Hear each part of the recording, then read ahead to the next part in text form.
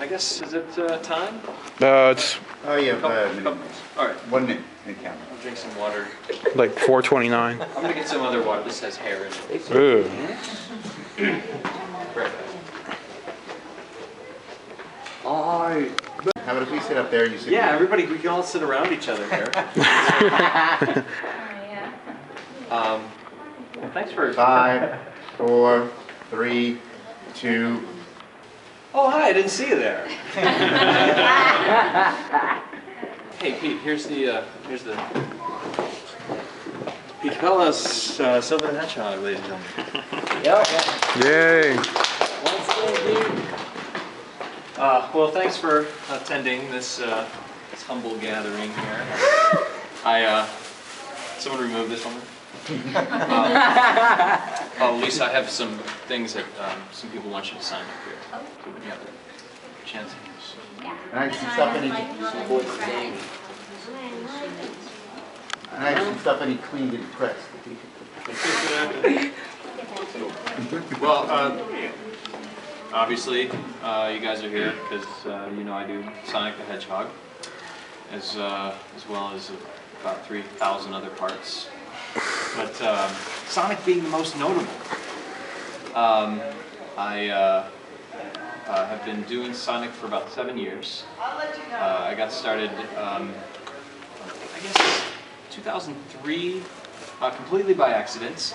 I had actually gone in to audition for the show at 4Kids, and I auditioned for Sonic, but I used a completely different voice. I don't remember which voice it was now. And then I auditioned for the role of Chris. Chris is the kid, right? And I used the voice that I used for Sonic.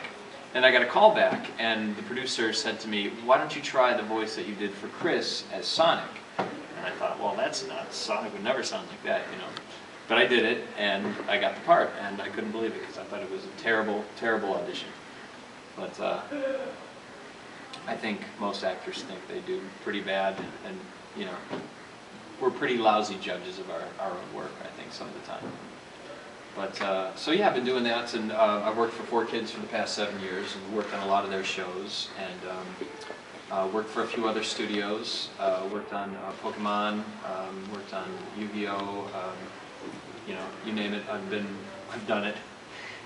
Teenage Mutant Ninja Turtles, I was Usagi the Rabbit, and yeah, lots of stuff like that.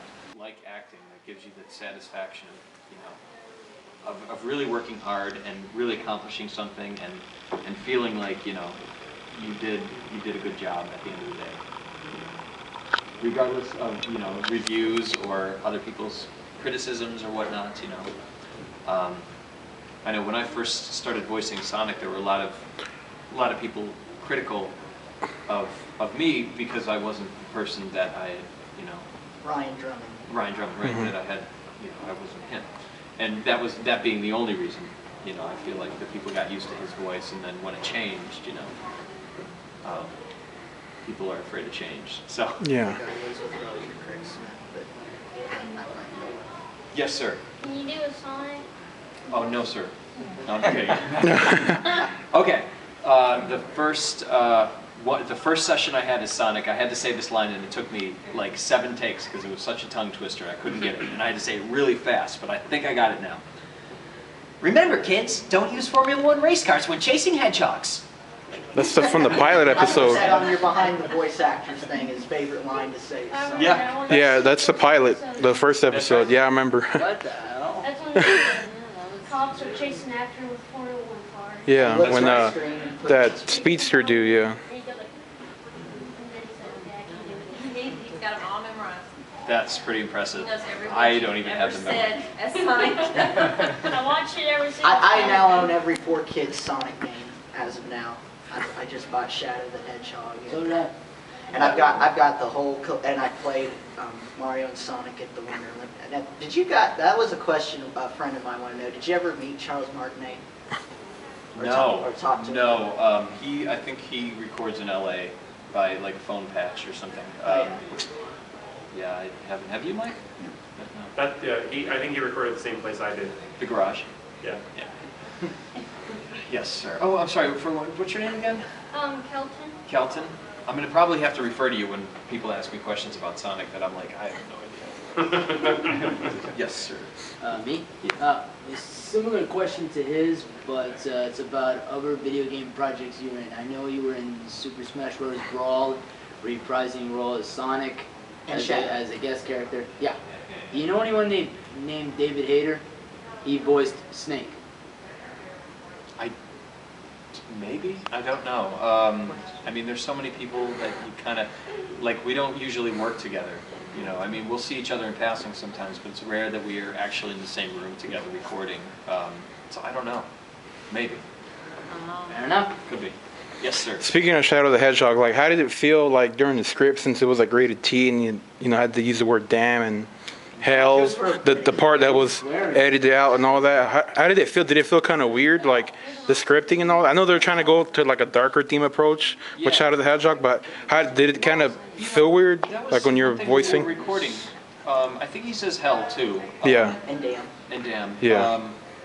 The directors and I think the producers were like, well, we should do 2 versions just in case this doesn't, you know, make it to the game and whatnot. But I don't know. I mean, it seemed appropriate for the game at the time because, you know, it is a dark sort of, you know, underlying story and whatnot. So I think, you know, it was appropriate as long as the kids don't start. You haven't started saying it, have you? Okay, good. I play the game all the time, Then but see, I always right remember never saying that. Case in point. Thank you. That's why Shadow the Hedgehog is my favorite Sonic game. A hedgehog was a badass. That's right. I think Black Knight. it That was one I either beat. that or Unleashed. I think I had strep throat. I think it was the Winter Olympic Games that was released after. What the racing one? Might have just Well, those Well, were maybe they're old. sci-fi. Yeah. one of them. But I think we were working on Unleashed at the time, and I had strep throat or Oh, something boy. akin to that. And like you, Pete, I thought I was going to be fired because you know you go in and you just it's really hard to talk. You know, any break I had, I was drinking like soup. And then it was particularly hard to scream.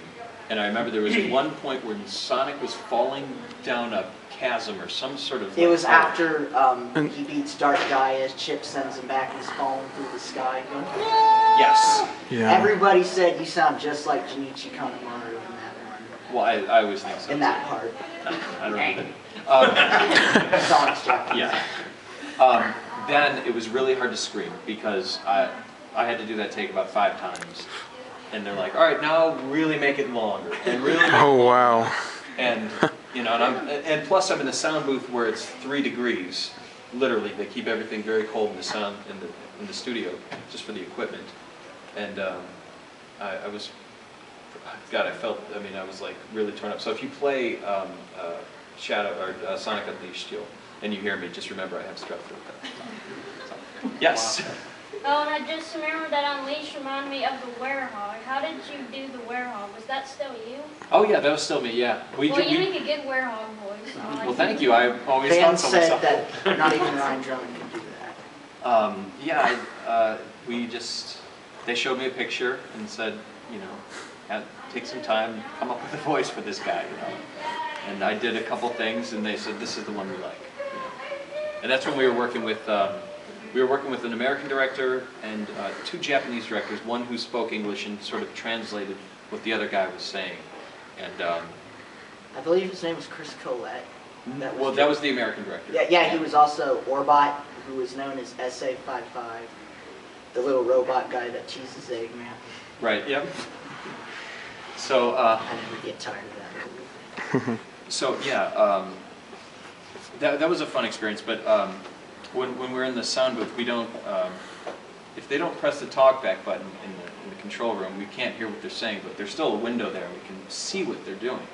And so we'd be doing, you do a line, and the one man who didn't speak English but spoke Japanese would be sitting there like. Oh, my God. And then you'd see him look over and talk to the other director, you know, and then he would translate and say, now he wants you to do it this way, you know. And there was one line, and I forget, it was a ridiculously short line, like yes, you know, it was like that. And, or it was like 2 words or something like that. And I did the line, and I actually had to step out here to show you. So, he's sitting in his seat. Oh my, And I don't remember. I'm not hearing any of this. I'm just seeing it through the window. So I see him look over at the like this, and he looks over at the other guy. And he's like,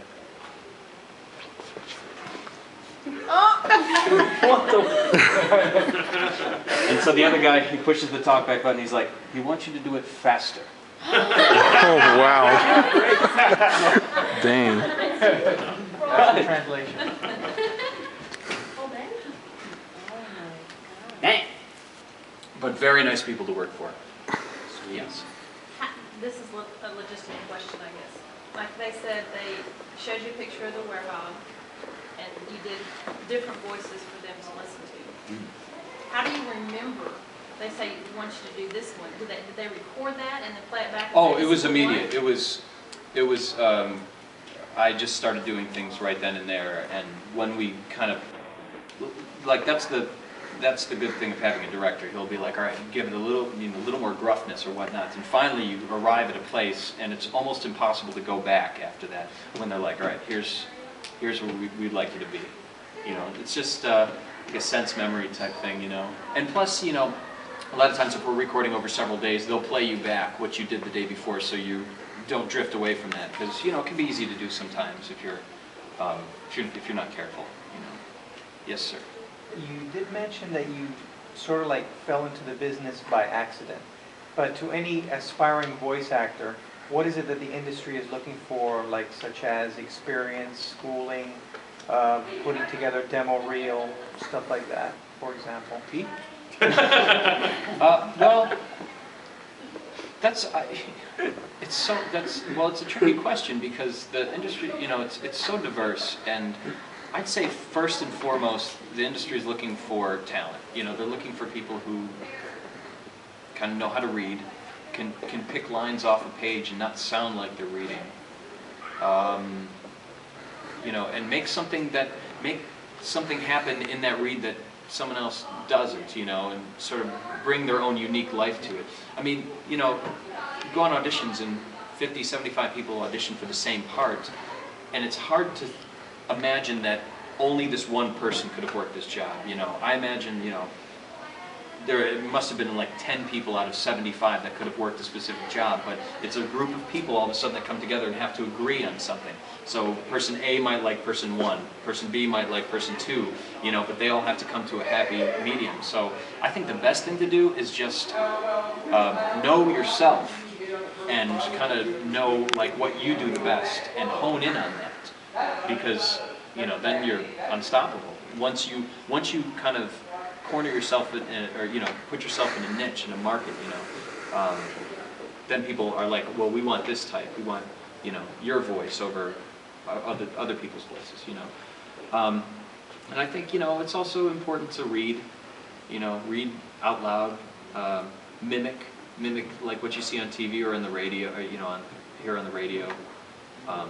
All those things are just, it's just like going to the gym and lifting weights. You just keep doing it and you get better, and your ear gets better, and your voice gets better, and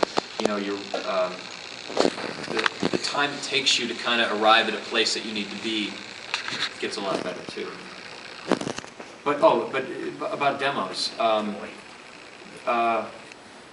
there's a lot of great people to go to demos for. I mean, I know casting directors who cast commercials on a regular basis who also teach classes in New York, and they'll be more than happy to bring you into a studio and cut a demo for you and get you material that works for you. But it's all trial and error. You could read like 5 pieces of commercial copy and kind of really click with one, and then they're like, well, let's center your demo around this piece right here, as opposed to something that maybe you didn't really click with that much. But it's perseverance too, You got to get your stuff out. You got to have people like kind of, I don't want to say get sick of like hearing you or seeing you, but you kind of have to be persistent and keep pushing yourself. You got to make yourself visible. Yeah. Yes, but without being annoying. Persistence definitely pays off, because the people who aren't persistent are invisible. You don't see them. Did you ever go to college? No, I went to acting school. Oh. And I took lots of classes, but I came right from high school to New York because I was dead set against, or not dead set, to act like immediately, you know. And I don't not recommend going to college. I think college is a very, very worthwhile endeavor, you know, definitely. Oh man, they gypped Pete. I have a brother too who's 12 years old, and he plays all the games. So when I go home, any game I really got free, I'd give to him because he has the system, and we play it together. You know, I think it's cool though, man. I think, but like Pete said, you do a lot of stuff without a picture being there, and then you watch it later on with your voice, and you're like, oh man, I wish I would have known that was going to happen. 'Cause I would've- More emphasis, or Yeah, definitely. you know. Yeah, they're great, fun games. Yes. Does your little brother run around school and say, "That's my brother, Sonic's my brother"? No, not so much Sonic, but I play Looker on Pokemon. Oh yeah. And so he's definitely a Pokemon fan. So he brags about you being Yes. that character. Okay. He's also a Bakugan fan. I'm not on that. That's all LA. Thank you. Yeah. Oh yeah. It's a good show and very popular. Yes. Do you normally review the script when they're giving it to you already? What do you mean? Practice review? it? Oh, sometimes we don't get the script ahead of time. We get it right then and there. But that's why we have so many takes, because sometimes on your first take it's not exactly where the story is, and the director knows exactly how how you should be, or where your character's progressed at this point. So, by sometimes the third or fourth take, then you've landed on it. But it's all pretty immediate. And I think one of the things is they don't want the scripts to be leaked, before the game comes out, so they won't give them out beforehand. It's sort of like turn to page 5 and go. Oh, nice. What was your toughest session? Like, which one was The one where I had strep throat. Oh, nice. Yeah, Ended up being it was because it was all screaming. It was so cold, and it was very long days. They were like, I think 4 to 5 hour days, and I seriously didn't think I was going to make it through, but kind of have to, because the people flew in from Japan specifically for that weekend, so it's not like, hey, can we do this on Tuesday instead? Kind of have to buck up, But thank God that doesn't happen all the time. I've started to eat a lot healthier in the meantime, so I don't get sick as much. More tea. More tea, a lot of vegetables. Looks like I might have to